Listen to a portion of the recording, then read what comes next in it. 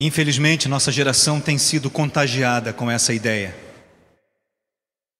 de que o lugar de ser igreja é na igreja.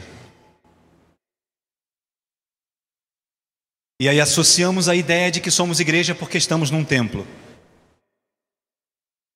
Quando na verdade a descrição que Jesus faz da igreja é um corpo e uma família. Membros uns dos outros e participantes da vida de Deus. Isso não se manifesta aqui. O que fazemos aqui deveria ser resultado da nossa compreensão destas coisas. Assim como o Senhor instituiu padrões, ensinos, para que o povo de Israel pudesse perceber a presença dele em todo o tempo, da mesma forma o Espírito tem lutado conosco nesses últimos dias, para entendermos que a presença dele em nós é em todo o tempo, e a sua voz fala conosco todo o tempo, e a sua presença está em nós todo o tempo, e ele quer nos ensinar em todas as coisas. Na promessa da nova aliança, foi isso que o Senhor falou pela boca dos profetas. Vamos a Jeremias 31.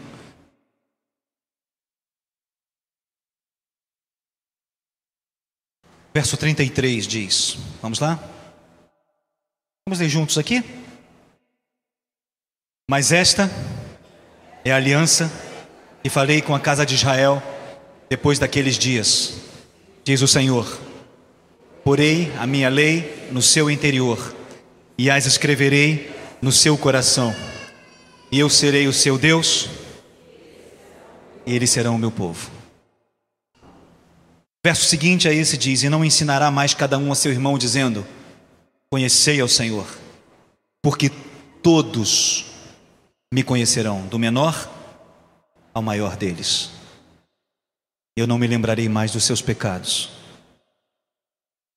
Apagarei as suas iniquidades.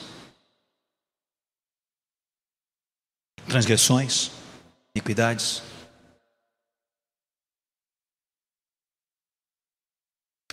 Há uma relação estreita,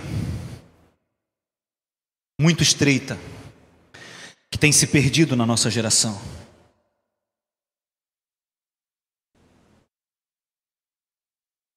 A relação entre a presença do Espírito e a sua palavra, a palavra de Deus em nós, como algo que está em nós todo o tempo. Mas nós temos falado disso há anos, vemos repetindo isso há anos, e se preparem para que eu repita alguns anos a mais, porque nós ainda estamos impregnados com um conceito de religião, onde a gente se move para Deus, ao invés de Deus se mover em nós. Entendem a diferença?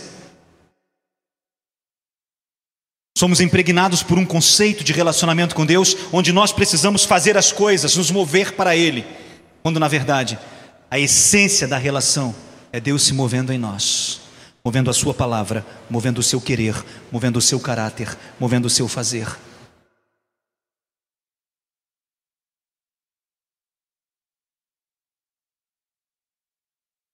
Movendo num relacionamento, e como isso é distante de nós. Parece que o centro das nossas coisas são sempre as nossas necessidades. O que eu preciso, o que eu quero, o que eu gostaria, o que eu sonho, o que eu tenho que conquistar. E vivemos a nossa vida como se Deus fosse um grande fazedor de coisas.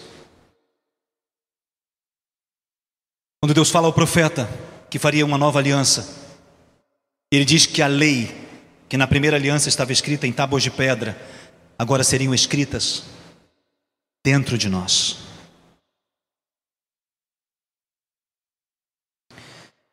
Porei a minha lei no seu interior e as escreverei no seu coração. Vamos declarar mais uma vez? Porei a minha lei no seu interior e as escreverei no seu coração.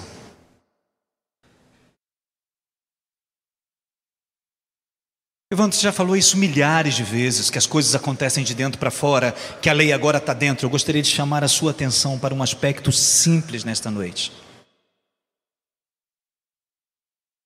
Volta lá na primeira página, Juju.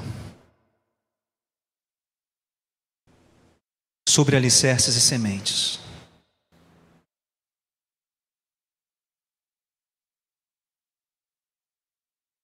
Eu acho que quem convive comigo pode contar nas mãos as vezes em que eu trouxe algum tema para ser tratado. O tema da nossa ministração desta noite é... Mas essa semana foi interessante que eu comecei a abrir o Salmo 119 para me alimentar dele. E quando eu comecei a ver palavras como preceito, lei, estatutos, mandamentos,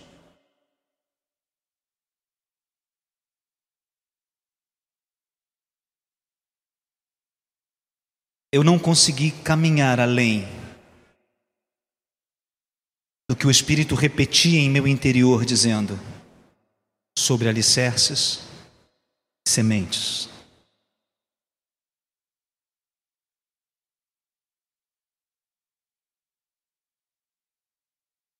Sobre alicerces e sementes.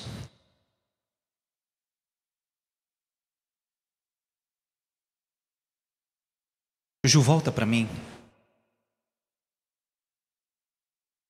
Porei a minha lei no seu interior e as escreverei no seu coração. Próximo, Juju. Ezequiel 11. O Senhor incita o profeta. Vamos ler juntos? Lhes darei um só coração e um espírito novo porei dentro deles. Tirarei da sua carne o coração de pedra e lhes darei um coração de carne, para que andem nos meus estatutos, guardem os meus juízos e os cumpram. E eles serão por povo e eu lhes serei por Deus. Mais uma vez, a palavra, o mandamento, o preceito, o que Deus pensa a nosso respeito. Porei o que eu penso a respeito de vocês no seu coração, no seu interior, as minhas palavras. Essas palavras que manifestam os seus estatutos, os seus preceitos, os seus juízos, o que Ele pensa e o que Ele quer a nosso respeito.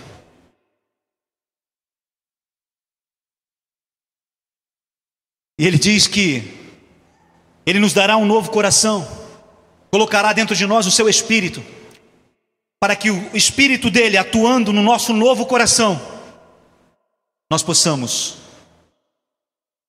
andar nos seus estatutos, guardar os seus juízos e cumpri-los.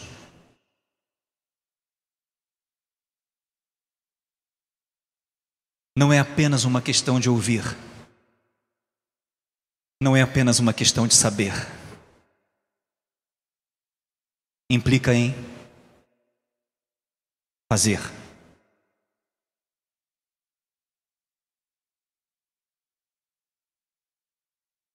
Na carta de Tiago ele trabalha isso: sede cumpridores da palavra e não somente ouvintes. Porque ele diz: aquele que ouve e não cumpre é semelhante ao homem que vê o seu rosto no espelho e depois se esquece de como era. Nós nos esquecemos quem somos em Cristo Jesus quando apenas ouvimos e não lutamos para praticar. E a nossa geração tem sido uma geração morta no que tange a fazer, porque achamos que a solução é o fazer, quando na verdade o fazer implica em obediência e vida em sua palavra. Não é cumprir as obrigações da religião, não é cumprir as obrigações doutrinárias, é fazer o que Ele nos manda. Está claro isso? Amém? Ju, vamos a Mateus capítulo 7. Antes um pouquinho, por favor. Há uma estreita relação entre a palavra, o padrão de Deus e o nosso relacionamento com Ele. Jesus usa no Novo Testamento duas figuras para isso. Alicerce, semente. Mateus 7. Juntos? Todo aquele, pois, que ouve estas minhas palavras e as pratica, é semelhante a um homem prudente, que edificou a sua casa sobre a rocha. Desceu a chuva, e correram os rios, e assopraram os ventos, e combateram aquela casa, e não caiu, porque estava edificada sobre a rocha. Aquele que ouve estas minhas palavras, juntos? Aquele que ouve estas minhas palavras e não as cumpre, é comparado ao homem insensato, que edificou a sua casa sobre a areia. Desceu a chuva, e correram os rios, e assopraram ventos, e combateram aquela casa, e caiu. Foi grande a sua ruína. Nós sabemos disso de cor e salteado, pastor. Quem não sabe, precisa edificar a sua casa sobre a rocha. Casa sem alicerce não fica de pé. O problema não é saber. O problema é entender qual é o alicerce. Porque o alicerce não é fé. O alicerce não é salvação. Infelizmente tenho visto vários e vários pregadores. Identifiquei nessa semana pelo menos umas 30 ministrações, e fui curioso de ouvi-las. Boa parte delas, ou pelo menos a parte que eu gostaria de entender. E todos eles dizem que a rocha é Jesus, e quando você crê em Jesus, a sua casa está edificada sobre a rocha. Mas não é isso que Jesus diz.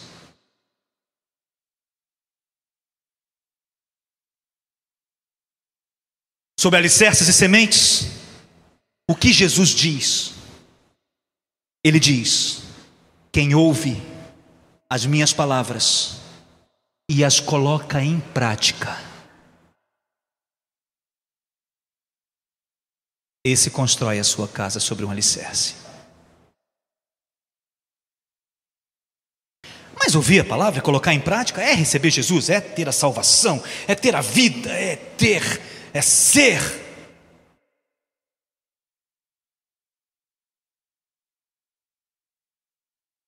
A palavra casa no grego tem um sentido interessante, vem da expressão oikos. E ela tem muitos sentidos.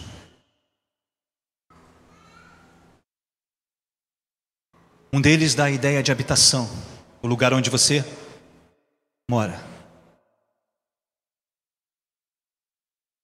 Estudando um pouco mais sobre o conceito de casa, para o judeu a casa estava intimamente relacionada à própria vida.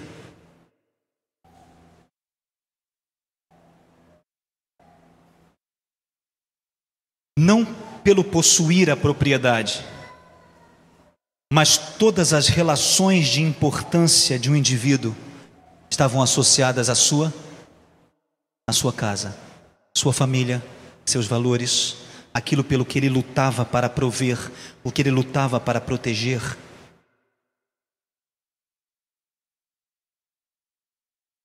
As questões que envolvem seus valores estavam envolvidos com a ideia de habitação. Mais do que o lugar onde você mora, mais do que uma propriedade que você tem, implica diretamente nas suas atitudes, posturas e valores. Não é à toa que a palavra economia, que é a nossa capacidade de administrar as coisas, a gente usa a economia com sentido administrativo, vem da junção de duas palavras: nomia, nomos, lei, padrão, oikos, casa, oikos, nomos, a lei da casa, o padrão da casa, o que você usa na sua casa e como você administra a sua casa.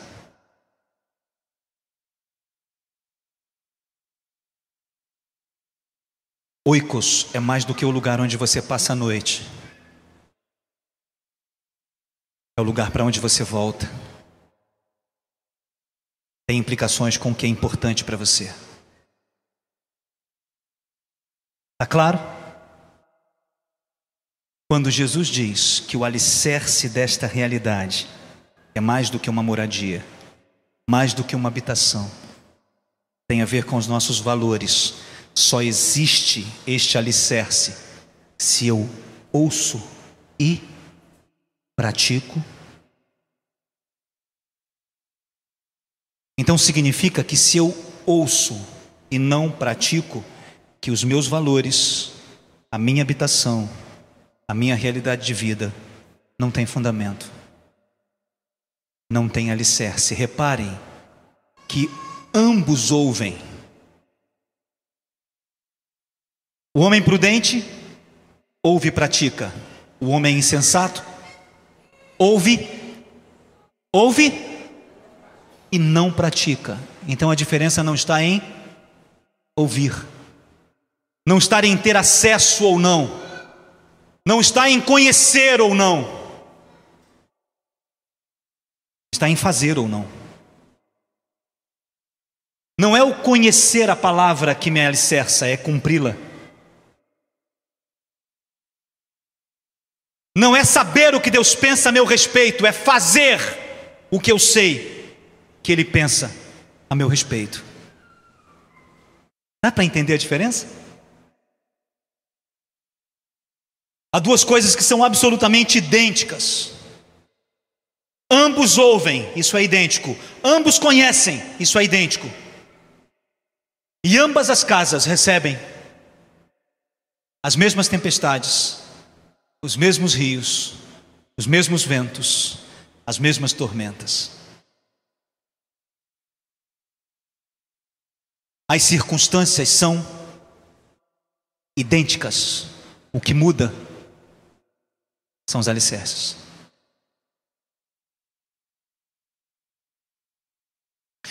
O que você está tentando dizer? Então deixa eu trocar isso em muito mais miúdos.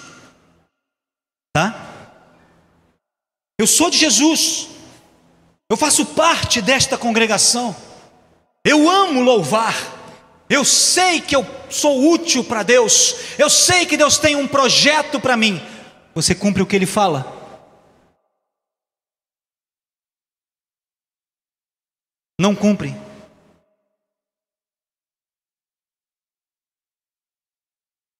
Sua casa é sem fundamento.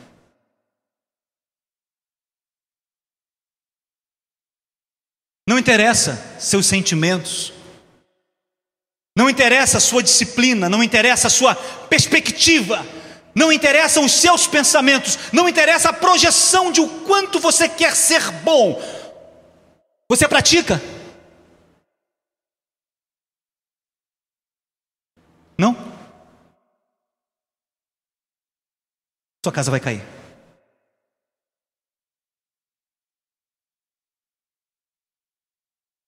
Mas eu tenho fé. Não pratica? Sua casa vai cair. Mas eu profetizo. Não pratica? Não? Sua casa vai cair. Porque não é ter fé, não é profetizar, não é sentir, é praticar ou não praticar.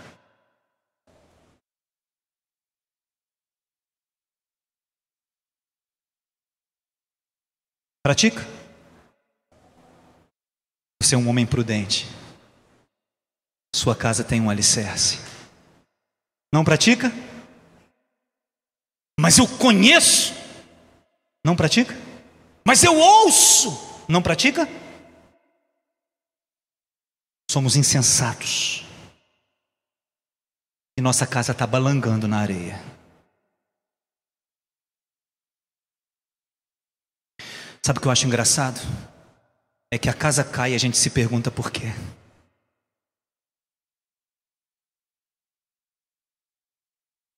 A casa cai e a gente fica terrivelmente irritado com Deus, Porque Ele não fez a parte dele de garantir que a minha casa fique em pé. Só que a gente tem que entender que Deus não garante casa sem alicerce.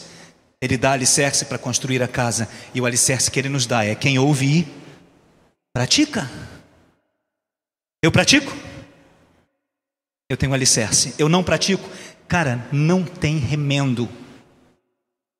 Você não vai conseguir emendar alguma coisa aí no meio, nem costurar uma coisinha à parte para tentar se explicar. Tem alicerce. Quem tem alicerce? Quem ouve e pratica. Não ouve. O problema não é não ouvir. Ouve, só não pratica. Tem alicerce? Não, a conta é simples. Não tem nenhum intermediário.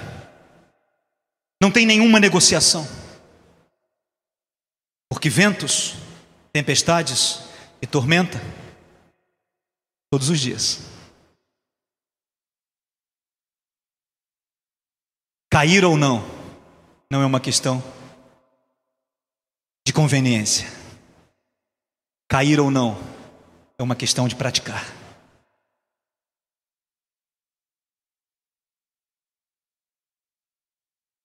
Sabe o que vai adiantar todo o nosso conhecimento sem prática?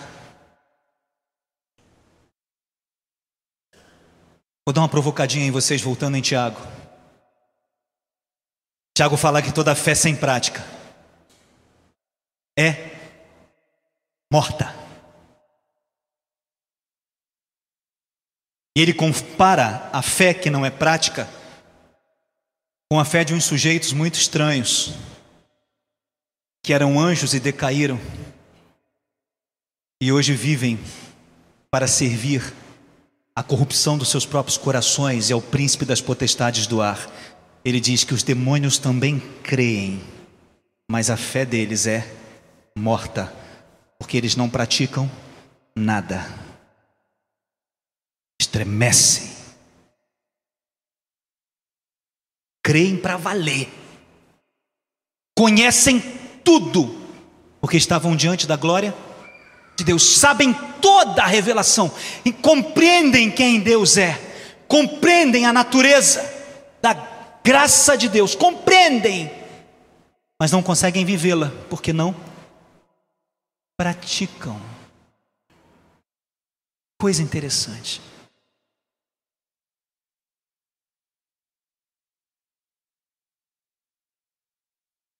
Não dá para trocar em mais miúdos do que isso.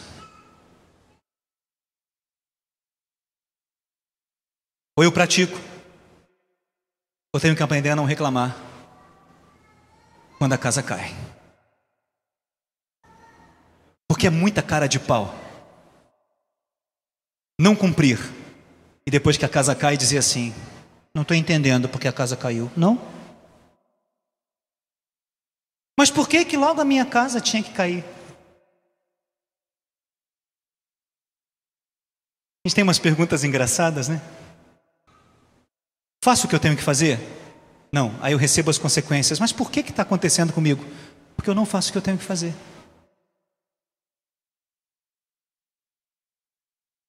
Mas sabe o que a religião me diz? Que não tem problema se não fizer o que não tem que fazer. Porque alguém vai orar por você e vai te dar uma unção que vai resolver o seu problema. Espera sentado. A unção que não deixa a casa cair. Porque a única coisa que faz com que a casa não caia é alicerce. E o único alicerce que Jesus estabeleceu é ouvir a sua palavra e praticá-la. Não tem campanha que vai fazer isso. Não tem profecia que vai fazer isso. Não tem arranjo. Não tem negociação. É tico no taco. É preto no branco.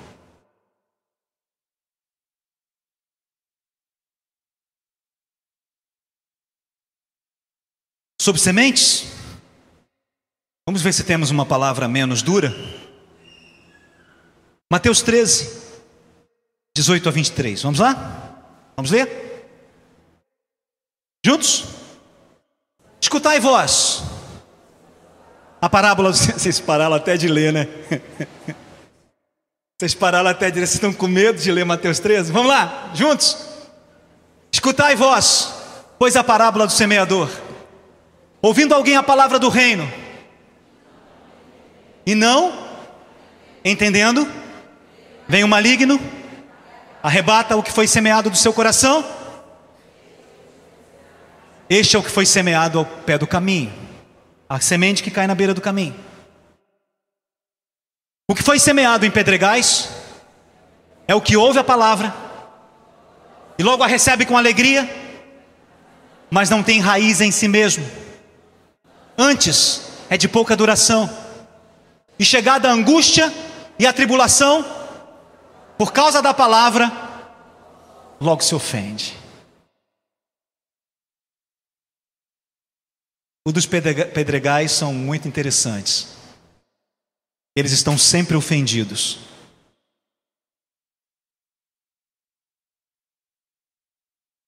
Eles estão sempre cobertos de toda razão. Vamos continuar? E o que foi semeado entre espinhos é o que ouve a palavra, mas os cuidados deste mundo e a sedução das riquezas sufocam a palavra e não produz fruto. Mas o que foi semeado em boa terra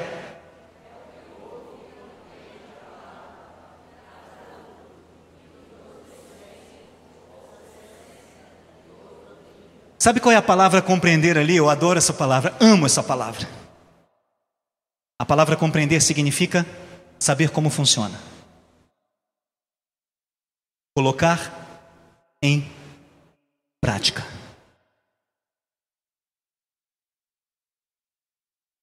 Quem é a boa semente? É a palavra. Jesus trata de 4 solos: uma beira de caminho, solo com pedras, um solo com espinhos e solo preparado para receber, solo pronto, o solo frutífero, que ele chama de boa terra. Os 4 ouvem? Os 4 ouvem? Ouvem? Os 4 conhecem? Então o problema não é conhecer.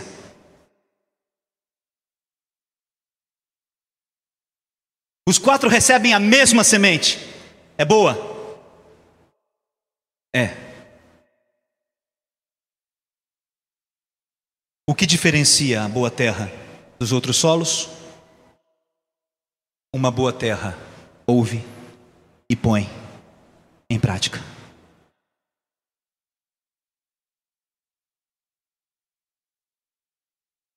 Eu só vou saber que uma terra é boa se for um coração que põe em prática o que ouve e dá fruto. Tomei a liberdade de procurar o que significa a palavra fruto, porque a gente ouve tanto disso: fruto, fruto, fruto, frutificação, fruto, fruto. O que é fruto? Aí eu fui na botânica, e a botânica define fruto como receptáculo de esporos. Palavra bonita, né? Oh, o que é esse negócio? Receptáculo de esporos. É o lugar que guarda as sementes. Eu só dou fruto quando eu pratico a palavra a ponto de eu ser o lugar que guarda essa palavra e a torna fértil através do uso, da manifestação. Eu já ouvi a parábola do semeador 300 vezes. Seja bem-vindo a Como é que chama? Duzentésima, trigentésima primeira.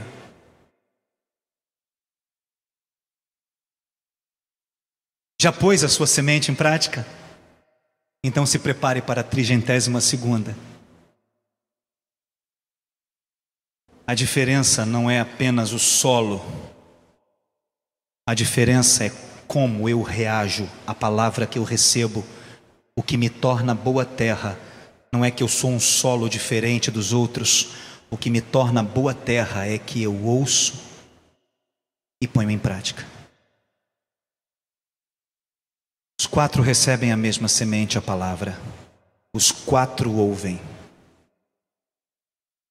Os 4 conhecem. Mas só um põe em prática. Quem põe em prática? Põe em prática porque é boa terra ou é boa terra porque põe em prática? Qual será o segredo de Tostines? Já viram aquela propaganda dos biscoitos Tostines? É mais fresquinho porque vende mais? Ou vende mais porque é sempre fresquinho?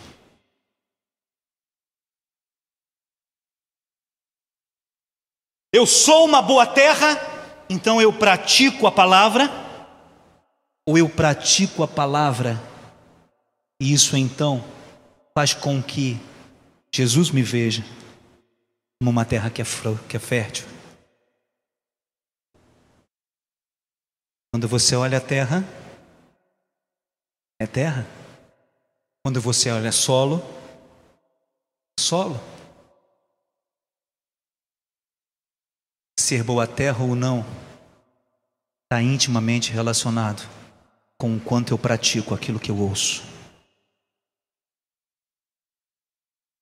Ser espinhos, estar entre espinhos, ou ter o solo cheio de espinhos, tem a ver com o quanto eu deixo que os meus valores, as minhas importâncias, os cuidados da minha vida sejam mais importantes do que eu praticar a palavra. O solo com pedras depende de o quanto eu me deixo ofender por causa das situações que a palavra me traz. E a beira do caminho é aquela que a semente nem enterrou, nem foi enterrada. Ela fica tão superficial. Ela é tão superficial. A terra é pisada. Quero lá saber de semente de Deus coisa nenhuma. Quero viver a minha vida. Tá claro? Se correr o bicho pega, se ficar o bicho pega também? Não tem saída. A única maneira de ter alicerce e a casa não cair é se eu praticar.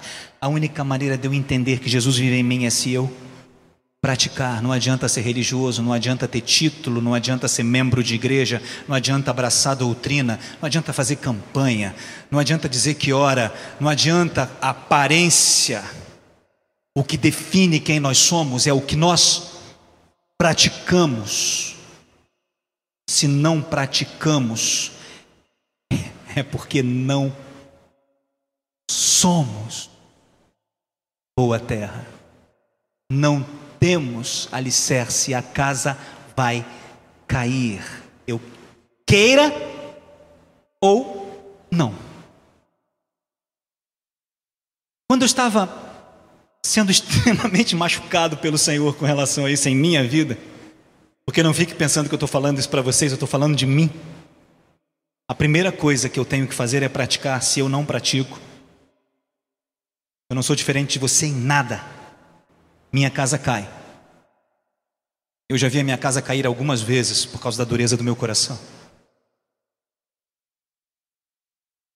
Eu já vi as minhas sementes preciosas serem levadas e sufocadas por causa dos meus cuidados, das minhas importâncias, dos meus valores, das minhas ansiedades, das minhas inquietações. Eu já vi isso. Quando eu frutifico com a palavra e a semente de Deus, eu me torno receptáculo de sementes, lugar onde outras sementes estão. Quando eu recebo a semente de Deus e eu a pratico, eu começo a frutificar essa semente naquilo que eu faço e naquilo que eu vivo. E à medida em que eu tenho essa semente e eu semeio, eu preciso semeá-la na mesma natureza que eu a tenho. E foi nesse momento de pensar nisso que o Senhor me disse ao coração muito claramente: não brinque com sementes. Todas as nossas atitudes são sementes. Não brinque com elas. Ah, foi só um destempero. Ah, foi só uma arrogância. Foi só uma murmuração, uma meia dúzia de palavras que me pegou num dia ruim. Foi só uma ofensa. Eu me irritei, pum. Foi só uma mágoa. Eu ouvi e me ressenti. Todas as nossas atitudes são sementes. Não brinque com sementes, porque quando elas caem na terra, você é obrigado a comer o seu fruto. Vamos lá, Juju. Marcos 4, 26 a 29. Eu também já ouvi esse texto um monte de vezes. Amém. Vai ouvir mais uma. Juntos? O reino de Deus é assim. Olhem a simplicidade de Jesus. O reino de Deus é assim. Ele não está dizendo que parece, que talvez seja semelhante. Ele não está usando uma figura. Ele está dizendo: o reino de Deus é assim. É como? É como se um homem lançasse a semente à terra, ele dormisse e se levantasse de noite ou de dia. Vocês pararam de ler? E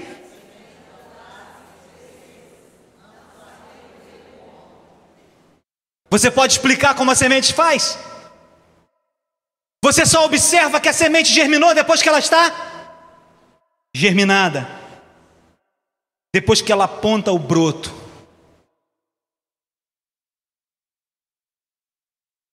O reino de Deus é assim. É uma semente que você semeia vendo ou não, entendendo ou não, compreendendo ou não.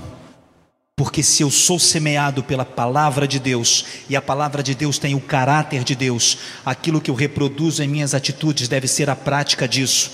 E se eu faço coisas que não têm a ver com o que Ele faz, eu estou semeando outras sementes e eu vou colhê-las na mesma natureza que eu semeio.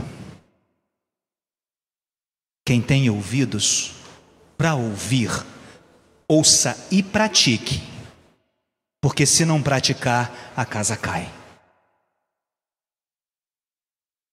Estou falando isso para que você saia daqui nesta noite derrotado, se sentindo pior, o mais podre dos podres, o mais infeliz dos infelizes. Não, estou dando a você e a mim uma oportunidade de fazermos diferente de agora para diante.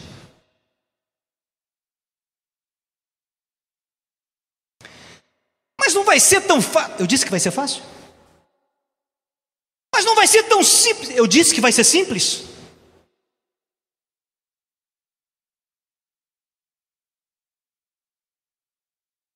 Você dorme de dia ou de noite, vendo ou não, tudo que você semeia vai germinar.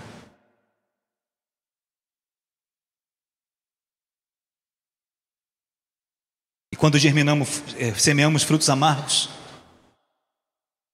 e os pezinhos começam a crescer, e ele floresce, e ele fica cheio de frutos amargos. Nós temos que comer os frutos amargos.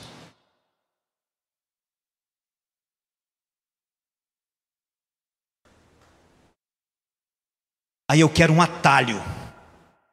Eu quero que Deus entre com uma provisão nessa noite de misericórdia e de milagre, para que a semente que eu tenho semeado não tem jeito. Ele já liberou uma palavra que aciona isso e ele não vai voltar atrás. Ele diz: tudo que o homem semear, isso ele também vai colher. Você pode ficar bravo comigo, mas a palavra não vai mudar. Ela diz o que ela diz. Você pode dizer: vou procurar um pastor que fale diferente, vou achar um cara mais suave, mais manso, que me diga umas palavras melhores. Mas isso não vai mudar, porque isso não foram pastores que disseram. Está na palavra do próprio Deus. Eu posso ver? Eu posso ter consciência que eu estou semeando? Posso. E eu posso semear sem consciência? Posso. Mas isso não altera o resultado da semente. Caiu na terra. Caiu na terra, ela vai brotar. Plantei, vou colher.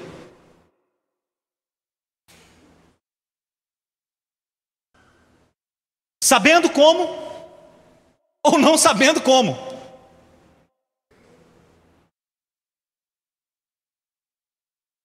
Então tem uma coisa interessante: quando eu não pratico além da casa cair, eu arrebento a minha semeadura. Porque a única maneira de eu semear coisas boas é quando eu pratico a semente de Deus em mim. É quando as minhas atitudes refletem o caráter de Deus que está nessa semente, que me germinou para eu nascer de novo e me encheu de coisas que podem ser feitas para manifestar o reino e a vida do próprio Jesus que está em mim. Quando eu não faço isso, eu estou semeando outras sementes de amargura, de murmuração, de inquietação, de ferida, de angústia, de ansiedade e de todos os níveis. Eu não sei por que eu estou colhendo as coisas. É simples, porque eu estou semeando as coisas. Eu não sei por que minha casa cai. Não sei. Por quê? Porque eu não pratico a palavra. É uma equação simples e uma conta que fecha. 9 fora, nada.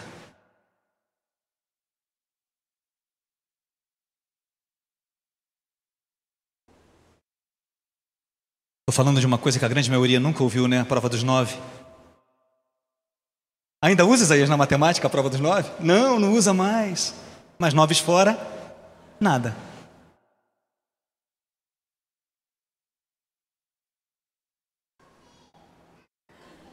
Um finalzinho, Juju? Vamos lá? Porque a terra por si mesmo frutifica.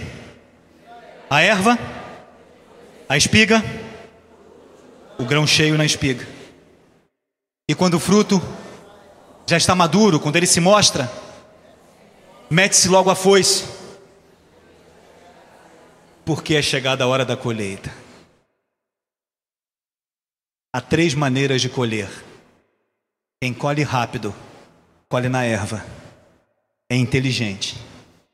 Viu que não tem como voltar atrás na semente, mas já identifica que a semente foi ruim e não espera o fruto ficar maduro.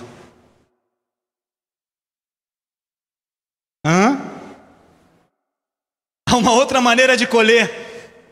Quando o milho já deu, espiga, vai ser mais grosso de engolir, vai ser mais difícil de passar na garganta, porque já tem espiga. Tem o grão cheio na espiga. Quando o grão começa a preencher a espiga, aí você vai colher com implicações ainda maiores. Mas quando o milho está maduro, a foice vai fazer você colher, queira ou não. Jesus ainda nos dá a oportunidade de entender que há várias maneiras como a nossa semente frutifica, e é um padrão. A erva, a espiga o grão cheio na espiga e o grão cheio maduro na espiga. Quanto mais eu demoro a colher, mais complexo fica, mais elementos estão envolvidos. E como que eu faço para não semear? É simples. Comece a ouvir e praticar.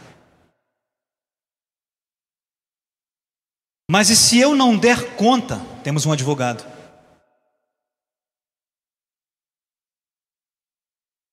Temos um Espírito que nos ensina todas as coisas e uma promessa: se confessarmos os nossos pecados, Ele é fiel e justo para nos purificar de todo pecado e nos livrar de toda a injustiça.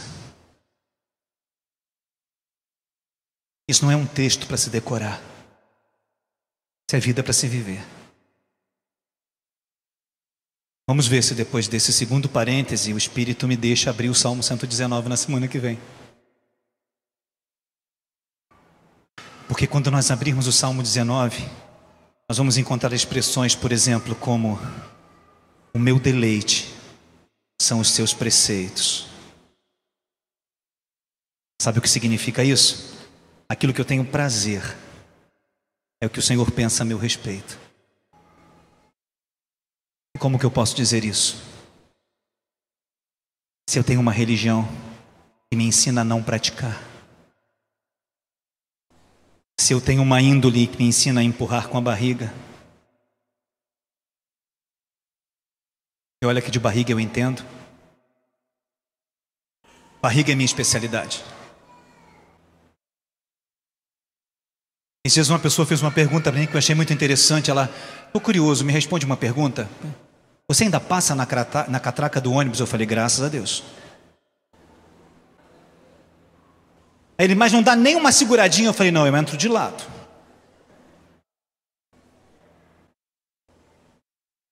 Esses dias o nosso senhorinho falou que vai reformar o escritório.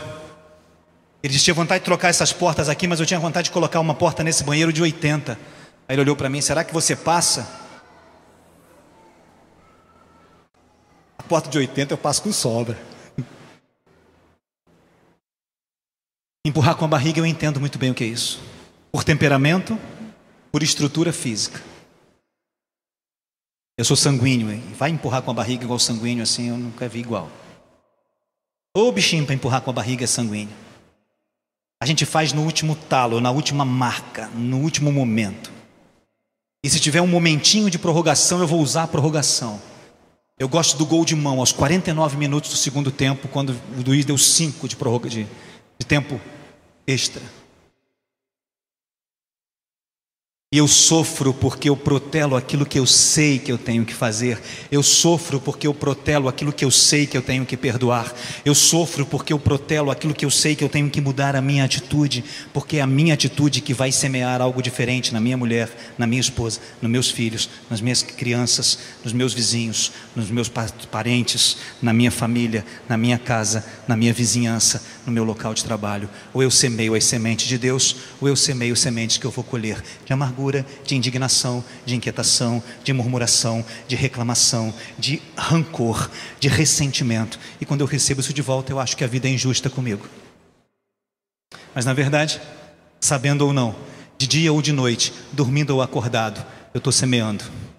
E tudo que eu estou semeando, eu vou colher na erva, na espiga, no grão cheio na espiga, ou no grão cheio maduro na espiga, porque aí a foice vem, e queira eu ou não, terei que comer os amargos frutos que semeei. É só. Vamos ficar de pé?